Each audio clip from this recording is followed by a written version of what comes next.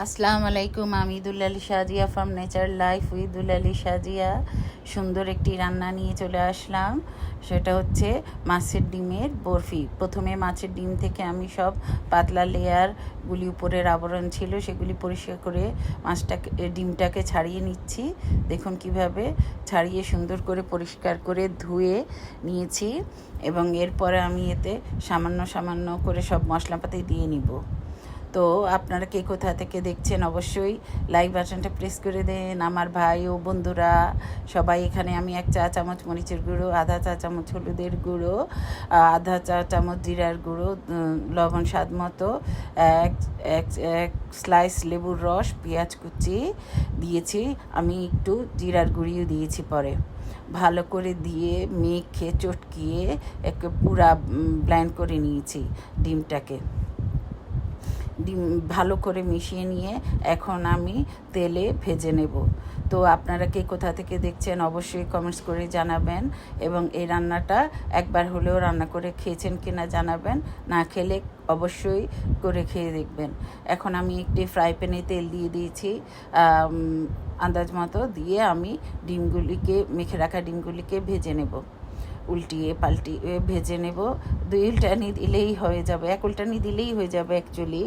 তো আমি ঢেকে মিডিয়াম আঁচে ডিমটাকে ভেজে নিলাম। দেখুন, মাছের ডিম ভাজতে গেলে কিন্তু মোটামুটি শক্ত হয়ে যায়, ওটার ভাঙার সম্ভাবনা থাকে না। আমি একটি প্লেটে উঠে নিয়েছি। ওই তেলেই আমি পেঁয়াজ দিয়ে দিয়েছি, পেঁয়াজ কুচি। তো পেঁয়াজ কুচি দিয়ে আমি হালকা ভেজে নিয়েছি। ভেজে এখানে আমি 1 চা চামচ রসুন বাট পেস্ট, 1 চা চামচ আদা পেস্ট, আধা চা চামচ হলুদের গুঁড়ো, আধা চা চামচ জিরার গুঁড়ো, আধা চা চামচ ধনিয়ার গুঁড়ো, আধা চা চামচ মরিচের গুঁড়ো, স্বাদ মতো লবণ, কাঁচামরিচ দিয়ে ভালো করে মশলাগুলিকে কষিয়ে নিচ্ছি। কষিয়ে নিয়ে এখানে আমি টমেটো স্লাইস করে রেখেছি, সেই টমেটো স্লাইসগুলি দিয়ে দিব। ওগুলি ভালো করে নেড়ে চেড়ে ভালো করে কষিয়ে নিব। এভাবে কষিয়ে নিয়ে আমি এখানে সামান্য একটু পানি দিয়ে দিব।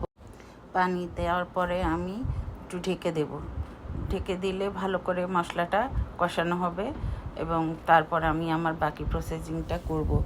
তো আমার এরপরে আমি ডিমগুলি ভেজে রেখেছিলাম, ওগুলিকে কেটে বরফি ডিজাইন করে নেব। আপনারা যে পছন্দ মতো ডিজাইন দিবেন সেটা করে দিতে পারেন। এটা কোনো বাধা ধরা নিয়ম নেই। কেউ চাইলে স্কোয়ার করতে পারেন, কেউ চাইলে ট্রায়াঙ্গেল করতে পারেন, যার যার ইচ্ছা। তো আমি বরফি সাইজটাই করলাম। এটা করে আমি এখন আমার মশলাটা ভালো করে কষানো হচ্ছে। এখানে আমি এখন 1 টেবিল চামচ নারকেল বাটা দিয়ে দিব। নারকেল বাটাটা দিলে হয় কি, মাছের ডিমে স্বাদটা একটু দ্বিগুণ বেড়ে যায়। আপনারা চেষ্টা করবেন নারকেল মিহি করে বেটে, বা নারকেলের দুধ দিতে চাইলে নারকেলের দুধ দিয়ে দিবেন অল্প পরিমাণ, তাহলে স্বাদটা বাড়বে। এখন আমি আমার করে রাখা গরম মশলা 1 চা চামচের গুঁড়ো দিয়ে দিয়েছি, দিয়ে ভালো করে নেড়ে চেড়ে নিচ্ছি। এখন আমি এখানে পরিমাণ মতো পানি দিয়ে দিব, কারণ ঝোলটা আমি আগেই দিয়ে দিচ্ছি। দিয়ে ভালো করে নেড়ে চেড়ে একটু ঢেকে রাখবো। ঢেকে রাখলে ভালো করে বয়েল আসছে। এখন আমি ডিমগুলিকে দিয়ে দিব। ডিমগুলিকে একটা একটা করে বিছিয়ে দিবেন, তাহলে ভালো হবে, দেখতে সুন্দর হবে, ভেঙে যাওয়ার সম্ভাবনা থাকবে না। তো আর এখানে আমি এখন আর অল্প একটু ঘি, 1 চামচ পরিমাণ ঘি ছড়িয়ে দেব। ঘি ছড়িয়ে দিলে টেস্টটা ভালো আসবে।